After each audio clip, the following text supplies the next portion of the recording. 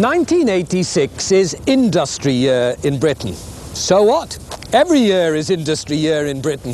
Has been since 1786 or even earlier. The evidence is all around us. But so too is the evidence that industry in Britain is not what it once was. That the first industrial nation in the world has become an also-ran. And 1986 is the year to ask what went wrong, and more important, what are we going to do about it? Because let us not pretend, without industry, we are nothing.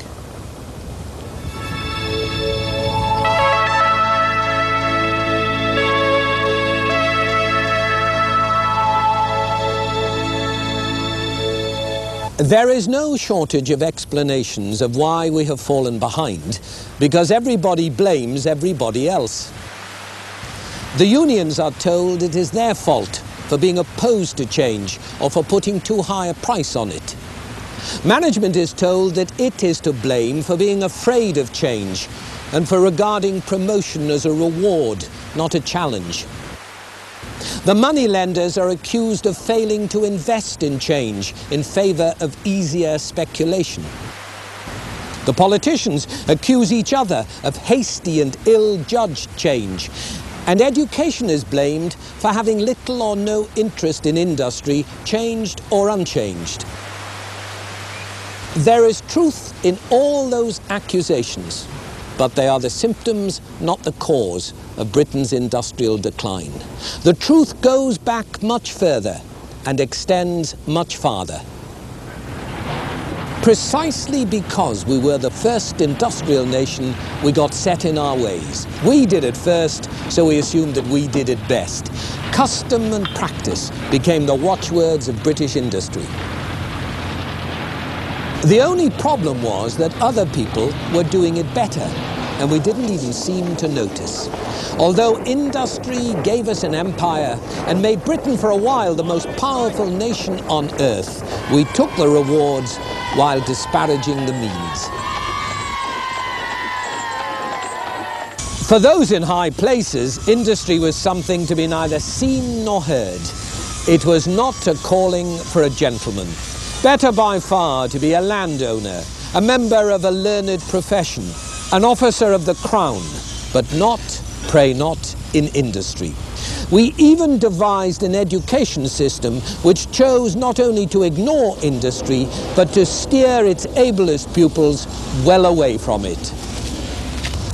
This cultural disparagement of industry, this snobbery, is the root cause of Britain's industrial decline. It is a failure to take industry seriously, and yet we cannot do without it. It is not true that we can slide gracefully into a post-industrial society, whatever that may be, all knitting our own comforts. Not with our population, not with our expectations.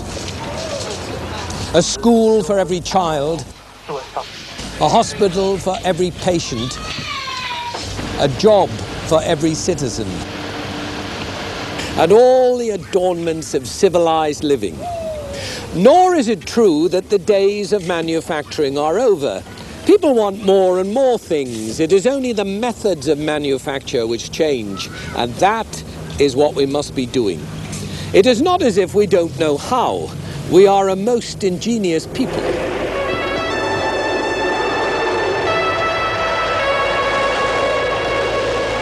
Some Japanese researchers recently looked for the origin of the 100 most successful post-war industries, and they discovered that the ideas for more than half of them came from Britain. So, what are we going to do? Or more precisely, what must we do if we are not to fall further behind? Answer: take it seriously. Recognize as a nation that industry is the most important activity in our national life. Where else do you think the money comes from? Most ordinary people know that. It's at the top and in the beginning that the recognition will have to dawn. The great and the good who assume or achieve preeminence in our country will have to recapture the industrial spirit. The education system will have to ensure that no one can emerge from it ignorant of the importance of industry. And in industry itself, we shall have to make a better job of work. And that means we shall have to make a better use of people.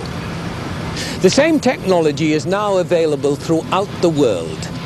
Success in the market goes to the workforce that can use the technology to the best advantage. The best quality products can only be delivered by a workforce committed to their manufacture. Rapid and continuous change can only be achieved by a workforce that is eager to learn. And you can't achieve any of those, competence at work, commitment to quality, contribution to change, by ordering people about or by drawing up battle lines in the workplace. When them and us are at daggers drawn, the customer is forgotten and the competitor thrives. With briefing groups and quality circles, with new working agreements and employee involvement, with computer-aided design and computer-aided manufacture, the best companies in Britain are showing the way. And if the nation wants to get its hands on the wealth that industry alone can create, it too must shed its ignorance and its prejudices. It must learn to value industry and those who work in it.